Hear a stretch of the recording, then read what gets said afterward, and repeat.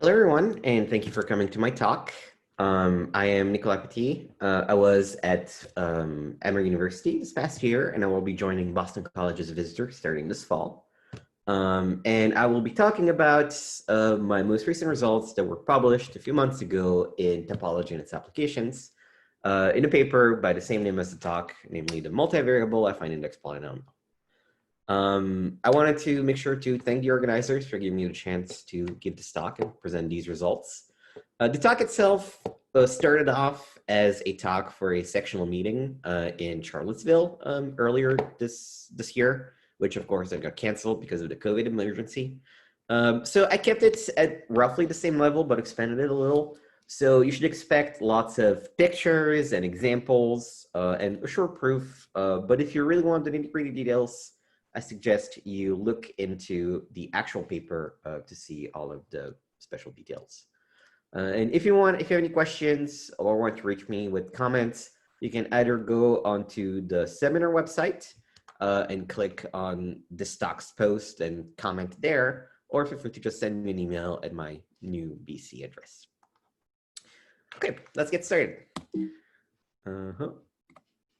So I will be working with virtual links throughout this talk. Hopefully most of you are familiar with the idea of virtual links, but if you're not, we're really just looking at graphs with tetrahedral vertices that have multiple components. And each tetrahedral vertex is either decorated with a classical or a virtual crossing. So here you have your classical crossings, positive and negative, and this is the virtual crossing. Up to a classical and virtual randomizer moves, which are the following. There are many interpretations of virtual knots and virtual links, right? They do represent Gauss codes. They also represent knots and thickened surfaces. And the idea of the virtual crossings is that they really represent an artifact of the diagram projection you picked. So these crossings are not really there. They're just a sign that your knot diagram is not planar. Now, before we move on to generalize the affine index polynomial, it's probably a good idea to review what the original affine index polynomial is, as well as how Kaufman himself generalized it a couple of years ago. So the original definition was from a paper from 2013 by Lou Kaufman. So suppose you have an oriented virtual knot diagram. Pick an arc in the diagram, label it 0, and then you propagate the labels along the knot by following these rules. If you go from it at any classical crossing, positive or negative, doesn't matter. If you go from bottom left to top right, you're going to lose 1. And if you go from bottom right to top left, your label will gain 1. Well, the virtual crossing, nothing happens, which again is a sign that those crossings really shouldn't be there. And then we can assign to each classical crossing a weight. And there's a couple of different mnemonics to remember it. The way I like to remember it is that if you have a positive crossing, then you look at the left side of the crossing and do the bottom label minus the top label. And if you have a negative crossing, you look at the right side of the crossing and do the bottom label minus the top label. So for a positive crossing, you're going to get A minus B plus 1. And for a negative crossing, it's going to be B minus A minus 1. And then we build a polynomial from these weights by taking the sum of all classical crossings of the sign of the crossing times t to the weight of the crossing minus the right. And of course, minus the right is just because this quantity is not inherently invariant under randomizer 1 moves, but we can make it so by just subtracting the right.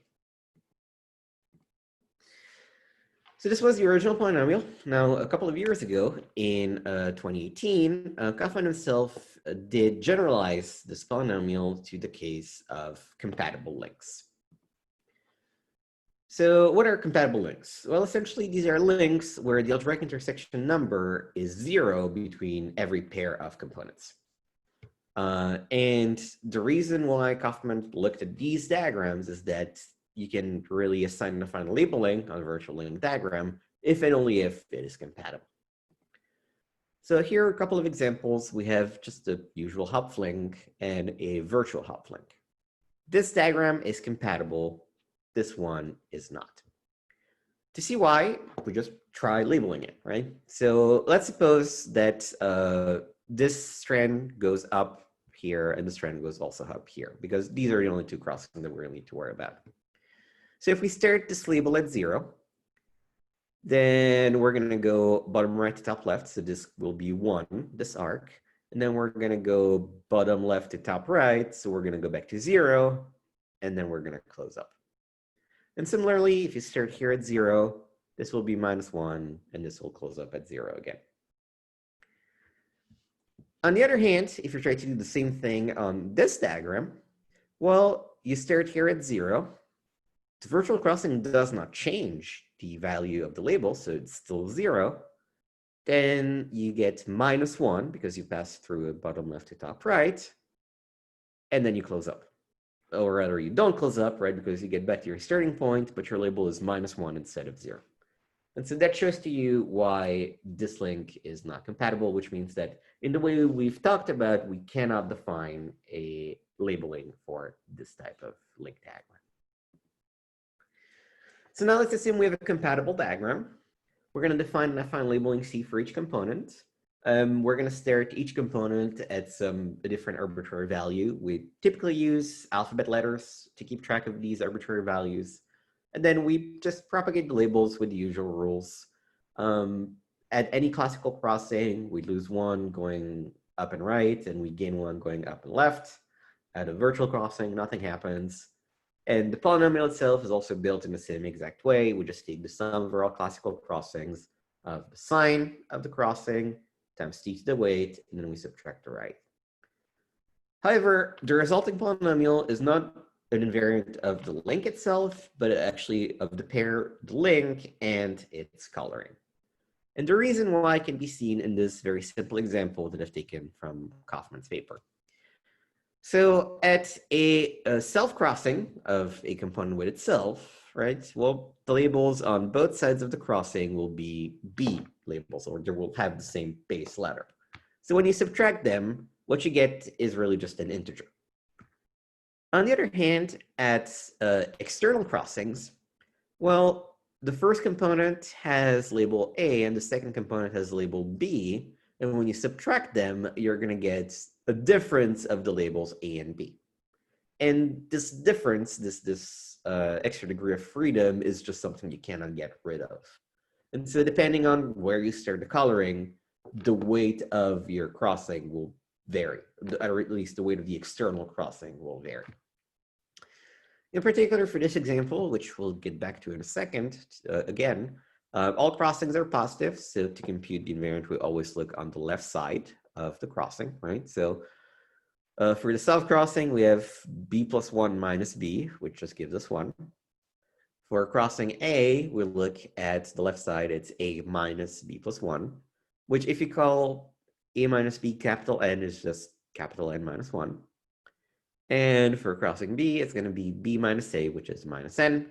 So overall, the polynomial of this link is going to be t to the n minus 1 plus t to the minus n plus t minus 3. Now, this is where my work starts. So my idea was actually pretty simple, which is that instead of using a single label for each component, we're going to use a bi-label for each component. And the idea is that the first component of the label will keep track of the change in index at the self-crossings, and the second component will keep track of the change of index in the external crossings. Now suppose you have a virtual link with n order components, and we'll also assign to each component the relative lowercase variable.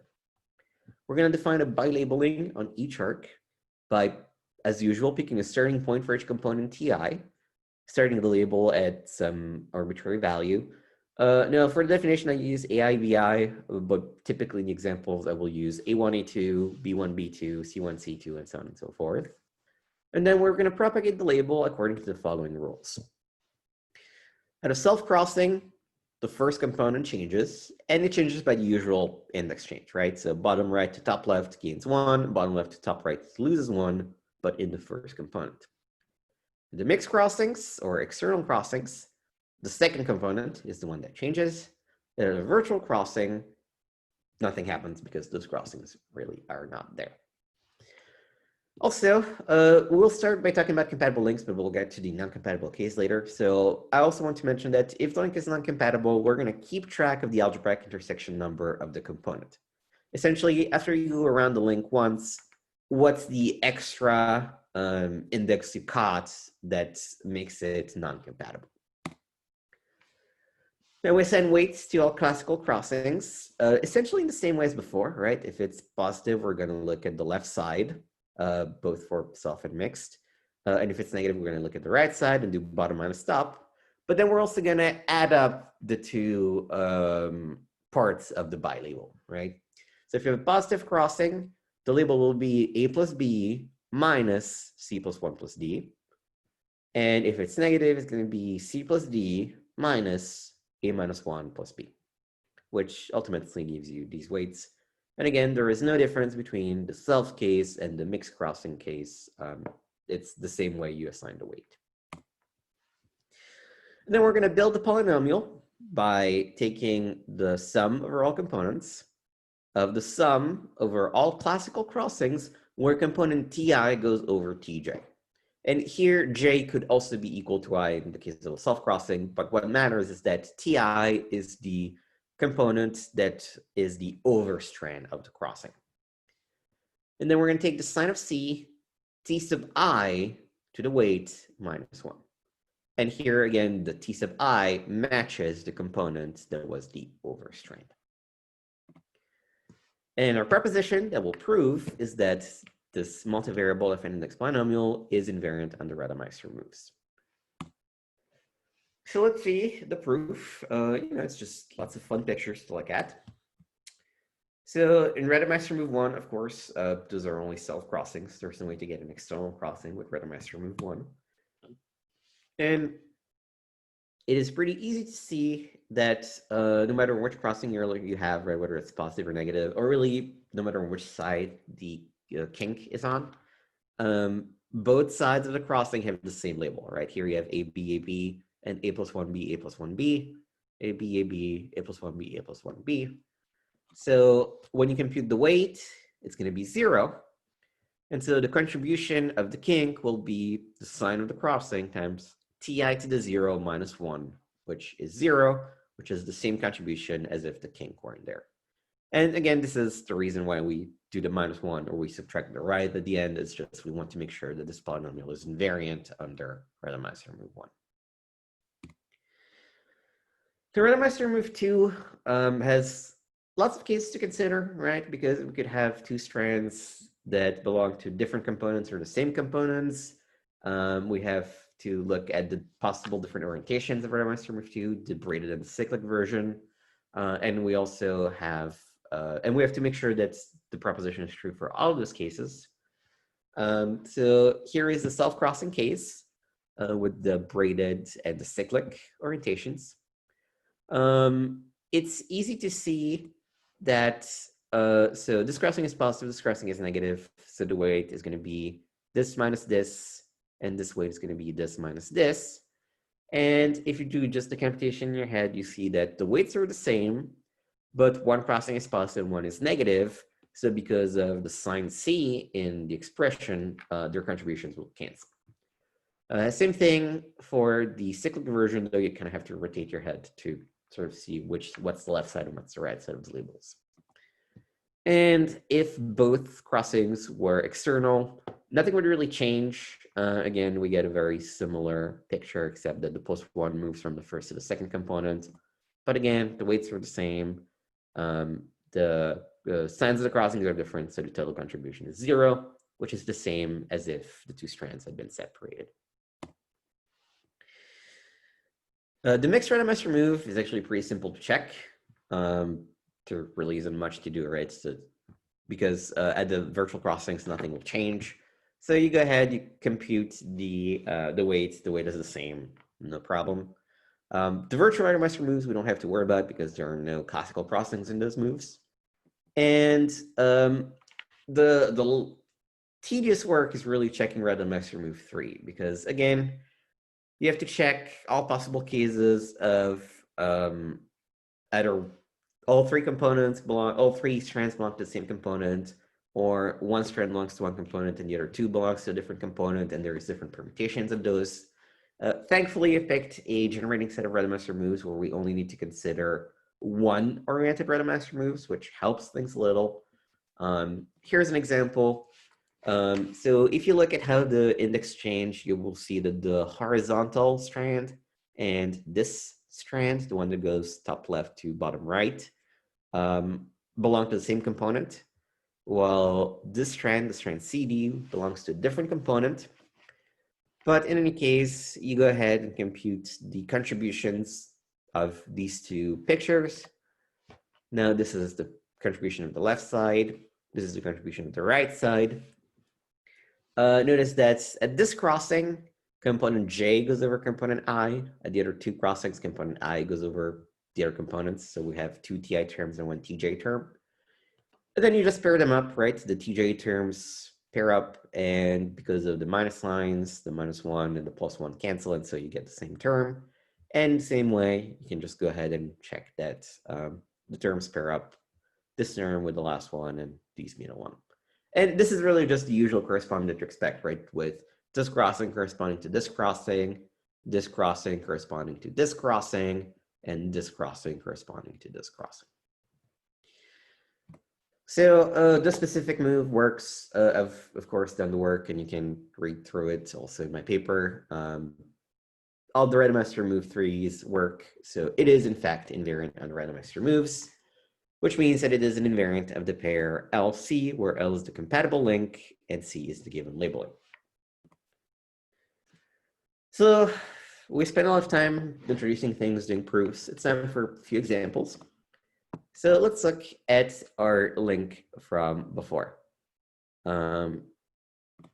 Now, I went ahead and picked a labeling, a coloring for it. We're going to call the simple unknot component 1 and the not so simple unknot the component 2. Component 1 starts at A1, A2, component 2 starts at B1, B2. And you can, if you want, you can work it out for yourself that this is the labeling you get. Now, all crossings in this knot are positive. So we always need to look at the left side and do the bottom minus top to compute the weights. And this also means that the total right is 3, which we'll have to subtract at the end of our computation. Now, let's look at a self-crossing first. We're going to do b+1, b2 minus b+1, b2 minus 1. The b+1s cancel. We get b2 minus 1, which gives a final weight of +1. So the contribution of this crossing is T2 minus 1. If you look at the top left crossing, on the left side, the bottom label is A1, A2. And the top label, chasing it around, is B1 plus 1, B2. So you subtract A1, A2 from, so you subtract B+1, B2 from A1, A2, and you're going to get A1 minus B1 plus 1 plus A2 minus B2, which we're going to rewrite in a shorthand as T1 to the A minus B minus 1 minus 1, where A is just the sum of the A labels and B is the sum of the B labels. So if you want, capital A, capital B are our total starting labels. Then finally, look at the last crossing. Bottom label is B1, B2. Top label, which is around, is A1, A2. And so you're going to get T2 to the B minus A minus 1. One thing maybe I should have pointed more attention to. So on the self-crossing, component 2 is the overstrand. So we get T2 to the 1. On the top left crossing, component 1 is the overstrand. So we get T1 to the A minus B minus 1. And finally, on the last crossing, component 2 is once again the overstrand, so we get T2 to the B minus A minus 1. You add them all up, and you get that the polynomial is T2 plus T2B minus A plus T1 to the A minus B minus 1 minus 3. And the reason why I feel confident in calling this the multivariable affine index polynomial is that if you look at the same example in the paper from before, well, you can easily see that up to calling capital N A minus B, as we did up here, and identifying the variable C1 and T2 with the same variable T, our polynomial reduces to the polynomial that Kaufman defined in that paper. So we are, in fact, generalizing the polynomial that Kaufman did. And that makes sense, right? Because what we really did is just we took the labels that Kaufman put and sort of split them into the self and the external crossings. But then when we actually compute the weights, we just put the labels back together. Now, another thing that I spent quite a lot of time doing in my paper, and so I want to mention, is what happens when you have slightly different labels. So, what happens if instead of the starting label you picked, you were to do a different choice of starting labels? So here is the same link as the same example we just did. Then this is its polynomial, but we're going to pick a different starting label for component 2, right? So this is the same link, but with a different coloring. And remember, our starting point used to be here. We now moved it down here. Now we can go ahead and compute this polynomial as we did before. I'm going to spare you the details. Feel free to spend a couple of minutes to do the computations yourselves. But you're going to get the polynomial T2 plus T2 b minus a minus 1 plus T1 a minus b minus 3. So there seems to be similarities, right? The T2 and T2 are the same, but then the exponents are kind of shifted. And so, I spent some time really understanding why and how this works and how that's the case and how we can really connect one invariant to another. So let's take a closer look at diagrams they come from. So this is our second diagram, and this was our first example. Now, let's take this as our starting coloring, right? Now, to go from this coloring to this coloring, we took our starting point and moved it past one crossing to have it reach its spot. Now, at this crossing, the change in index was -1 because we went from the bottom left to the top right strand of the crossing. So really what's happening to the labels is that essentially all the B labels are shifted by the opposite of the index change, right? Instead of doing the index change the way we did it, we sort of took the index change from the crossing and incorporated it in the new label. So all the B labels are shifted by +1. And so to go from the invariant of this polynomial to the invariant of this polynomial, all we need to do is shift all of the B labels by +1. Now, in the self-crossings, this will not matter, right? Because of the self-crossing, we subtract the B label from itself. So even if we shift both labels, the contribution will be the same. On the other hand, in the external crossings, the B label shifts, but the A label does not. And this accounts for the slightly different expressions that we have for the two crossings. So this was our starting polynomial. We shift the B label to be B +1. And so you can see that B minus A minus 1 will turn into B prime minus A prime. And A minus B will turn into A prime minus B prime minus 1. And so the resulting polynomial is now the invariant of the first column we ever considered as we expected. And of course, you could also go the opposite way, right? Take this as our first diagram, and this is our destination coloring.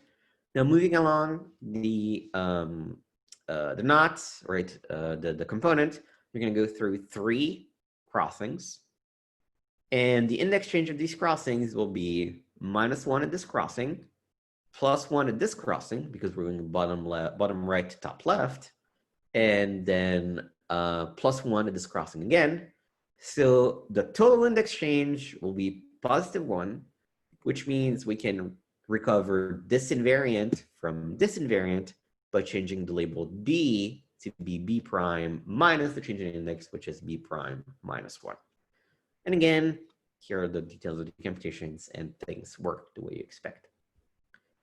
And of course, if you were to change both B and A, then you would just do both index changes and everything would still work out the way you expect. Now let's spend some time talking about non-compatible diagrams and how things change. Now, in terms of the computation, nothing really changed that much, except that, of course, label does not wrap up. So this is a simple example. It's basically the example from before, but the virtual crossing has now been turned into a classical crossing and a negative one at that. And so as you start your label, you move around, and you're going to end up with the label B1, B2 plus 1. And so the net difference in terms of the affine labeling is plus 1. Also note that the self-crossing label should wrap up, right? Because you go through every classical self-crossing twice. And so all of the lack of compatibility comes from the external crossings, and it's really just the algebraic intersection index between the components that you're capturing. Similarly, because of the external crossing, the second component, which actually is not the first because of the labeling I've chosen, will have a -1 net change, and so we keep track of that -1 on the starting point. But apart from that, we still define our labels. We still compute the invariant, and we get a result. Now, one thing I would like to point out is that if you look at these two crossings, you're going to get the contributions T1 to the B minus A from the left crossing, and minus T1 to the B minus A plus 1 from the right crossing. And so this shows you something, namely that if our diagram is non-compatible, we cannot perform Rademacher 2 moves in a piece of the diagram that contains the starting point. And so this observation makes me think that there may be a connection between the non-compatible diagrams and looking at maybe virtual string lengths somehow. And this is something that I'll mention again once we get to the future work slide. But in any case, you can go ahead, compute the invariant as usual, and this will be our polynomial. Now, what happens if we do change a starting point for this non-compatible diagram as well? And again, we did the same exact change as before, right? We took the starting point and moved it past this crossing to get to here. Now, you can go ahead and compute the polynomial, and this is the polynomial we get. And now, if you compare it to the first set of polynomials we computed, you notice that things are not that simple this time. There is still clearly an index shift, but our self-crossing contribution also went from being T2 to being T2 to the 0, which is 1. So how do we explain what is happening, and sort of how does this differ from the compatible case? Well, if you think about it, right, and again, you can look into my paper for specific details, but really what's happening is that because now the link is non-compatible, anytime you move it past a crossing, you're changing all the labels by the opposite of that index change, but you're also changing the weight of that specific crossing by either T to the weight or T to minus the weight of the starting point. Because that label that used to be applied to the crossing is now not applied to the crossing, or vice versa. And so it's a little bit harder, right? You kind of have to keep track of the crossings you actually move past, and whether you do an overcrossing or an undercrossing. But it's really just a matter of thorough bookkeeping, and if you do so, you can still fully characterize how to go from one invariant to the other by the following proposition. And this is a lot of text, and I don't really want to get into the specifics. Again, it's just a matter of keeping track of the total index change, the weight of your component, and which crossings you go over or under as you move from one starting point to the next. And then there is a recipe that tells you how to go from one polynomial to the other. One thing I did want to point out is that there was a typo in the paper. Unfortunately, there's always a small typo somewhere. When you go past an overcrossing, you should be multiplying that component by Ti to the Ni. And when you go past an undercrossing in UI, you should be multiplying that contribution by tj to the minus ni. In the paper, unfortunately, the exponents of these two things got swapped, even though if you look at the example that comes right afterwards, you can see the typo. So I just wanted to warn you of that. So that was sort of the main bulk of my talk, right? Introducing the invariant and sort of showing some examples. And so before we go, I just want to mention some brief properties of the invariant, as well as some future work that I'm looking at. So clearly, as we've shown, the multivariable affine index polynomial generalizes the affine index polynomial. And I even explained why, right? We're really just splitting the label that Kaufman introduces into two parts to get a better handle on keeping track of whether a link is compatible or not. It turns out, and I did not really spend time in this talk mentioning it, but that the multivariable affine index polynomial, like many other index polynomials, is a Vasilian invariant of order 1 of virtual links. This is not a surprise if you've worked with Vasilian invariants of virtual links before. All of these index polynomials happen to be order 1 Vasilian invariants. It's just a confirmation that this is also an order 1 Vasilian invariance. And if you're not familiar with the topic, again, I encourage you to read my paper to get the details. But essentially, we can sort of generalize this polynomial to an invariant of links that have at most one double point in some meaningful way. As we talked about the proposition, the behavior when changing the starting point is not trivial, especially if you have a non-compatible link, but you can describe it exactly by just doing thorough bookkeeping. And finally, it's a pretty straightforward way. You can generalize this to tangles in a pretty straightforward way. And this is the interesting part, and this is the thing that really drew me to the affine index polynomial in the first place. This invariant seems to be compatible with tangle addition.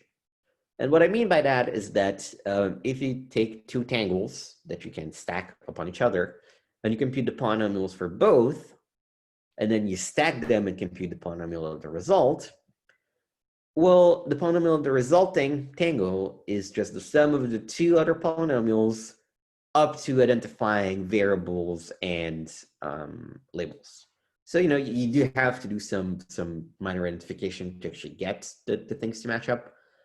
But unlike many of the other index polynomials that require some sort of smoothing that then cause issues with components and self-crossings versus external crossings, it seems that this polynomial is pretty well behaved. Now, I don't quite have a proof of that fact yet, so that's on my to-do list, and I'm working on it. So in terms of other things I like to do, as we saw, the multivariable affine index polynomial for links, and really the affine index polynomial for links in general, depends on the coloring. And so it is sort of a natural question to ask, well, okay, is there some maybe way that we can assign a specific better, for some reason, coloring to the knot, right? Is there maybe some unique way we can pick the link and be like, okay, this is the standard coloring? Now, I'm not really sure whether that's the case. I'm maybe a little bit skeptical overall, but I feel like it's, you know, it's something that's worth investigating. I would like to figure out how to compute this invariant using gas diagrams or gas codes, just because that means we could be able to program something that could actually compute these invariants. And as I mentioned earlier, the fact that if you have a non-compatible link, you cannot do randomized removes that involve the starting point, makes me think that there might be a connection to virtual string links, which, if you're not familiar, are really just links made out of long virtual knots. It's probably the easiest way to explain it. So that is sort of a relation I would like to explore, because if there is, in fact, some relation, then there might be a way to connect this to the previous question, maybe. I would like to then see sort of what relationship this invariant has with some other index polynomials. I did generalize the regular polynomial to the case of virtual links and tangles in some of my previous work. I would like to return to that and see what this multivariable affine index polynomial can bring to the table. Because in the classical case, or rather in the not case, the regal polynomial is really just a rephrasing of the affine index polynomial. And so maybe there is some way to rephrase the multivariable AIP in terms of the regal polynomial for lengths and tangles. I would also like to look at the Chang'an polynomial. I really like their lifting idea, and I would like to see if my techniques can somewhat be applied to that invariant. And finally, and this is more long-term, I was interested in thinking about how these results could connect to the Alexander polynomial for virtual knots, or the multivariable version thereof. I'm really thinking specifically of a paper by Blake Meller from 2016, where he sort of connects various definitions of the Alexander polynomial for virtual knots, and also shows that the Alexander polynomial for virtual knots kind of supersedes the affine index polynomial in a way. And so, I'd be curious to look into how to move on from looking at these affine index polynomials to maybe the Alexander polynomial for virtual knots. This is a very short bibliography with the references to the 3 papers I mentioned, right? The original paper from Kaufman, where he introduced DIP for knots. The 2018 paper about the virtual knot cobordism, where he generalized the affine index polynomial to the case of links. And finally, my paper that was published earlier this year in TAIA number 274, where you can find all of the nitty-gritty details and all the proofs of things that I might have swept under the rug or just briefly mentioned in this talk. So thank you for listening. It was a pleasure giving this talk. Again, if you have any questions, you can either post the questions in the, if you go at the CKVK website and click the post for my talk, you can leave a comment there, or you can contact me at my BC email address. So thank you for listening, and until next time.